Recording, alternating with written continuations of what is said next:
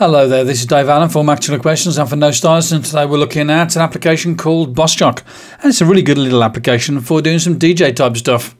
So what we've got here is we've got a certain number of buttons that we can tap on to introduce music and sound effects, so bumpers, stingers, background music, whatever you want.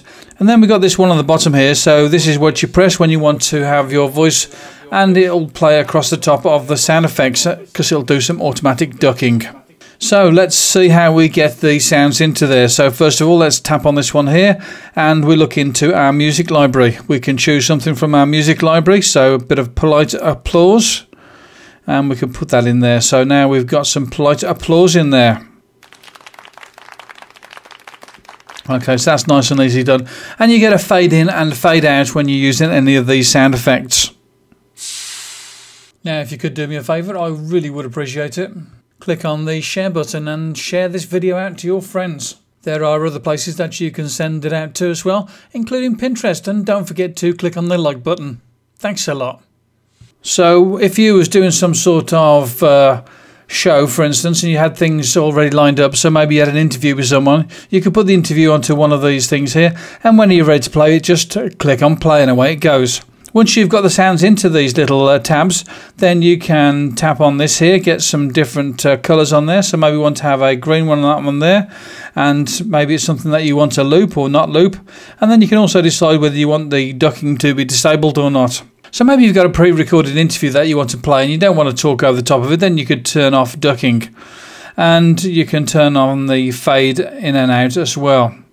This one here, basically what it does an auto rewind, so you're playing it and maybe you got halfway through, you stop playing it, and then the next time you play it, it will play from the start again, so that's fairly handy. Another thing you can do with these sounds is to set the in point and the out point. So for instance, maybe on this here, I want to have the in point just there, see that little blue line, I've put it across there, look, and I set my in point.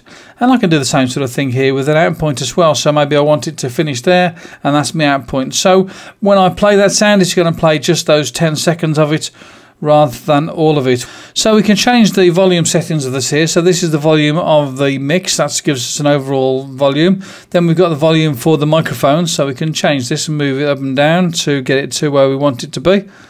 So generally set that about there. That's for the mix, and let's go for the microphone. We can change the microphone level, and then we can change the level of the sounds coming out from the cart, so we can move that up if we want to as well.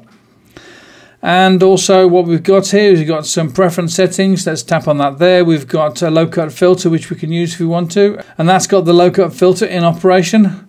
Then we can choose the number of carts. We can have 35 carts in there if we want to, so you go the 35 carts or the 20 carts.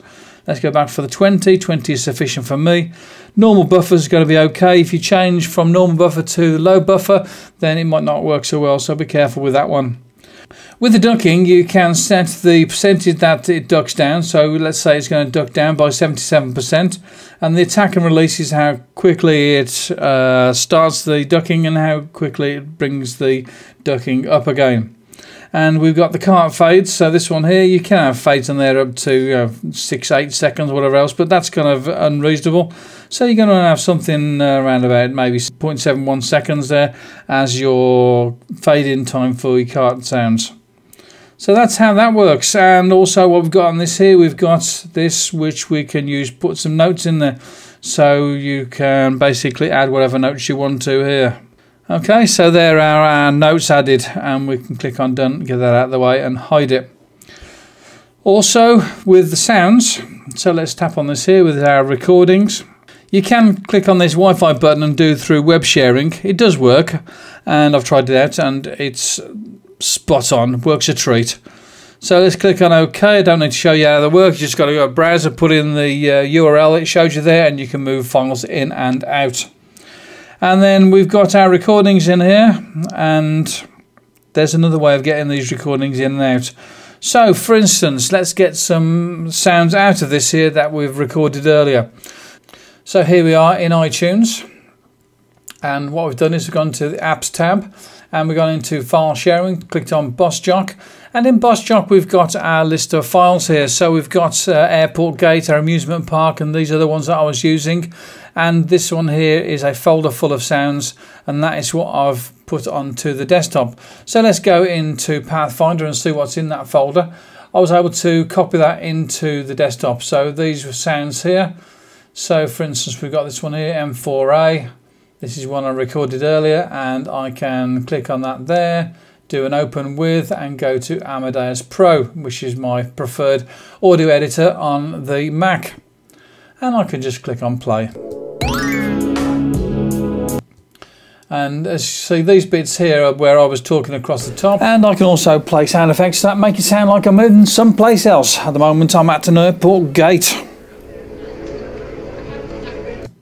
I really like this Bossjock application, and I would recommend it if you're interested in doing any DJ type stuff. Have some bumpers, stingers, sound effects, background music, and have it all working with a nice bit of ducking when you're pressing this button at the bottom here. So that's how that works. The other thing I should say about this application is that it also works with Audio Bus, and which means that you can send what you've got out of this into Garageband or a few other applications as well that also work with Audio Bus. So this is Dave Allen for No Stylus. Have a look at Bossjock if you want to do some sort of audio recordings and have it a little bit more like a performance rather than a recording. Bye bye now, talk to you again soon. Thanks for watching the video, and why don't you check out the other videos. Here's two of them. There's one video there and one video there that you can click on and go and have a look at now. And don't forget that you can also subscribe. Talk to you again soon. Bye bye now.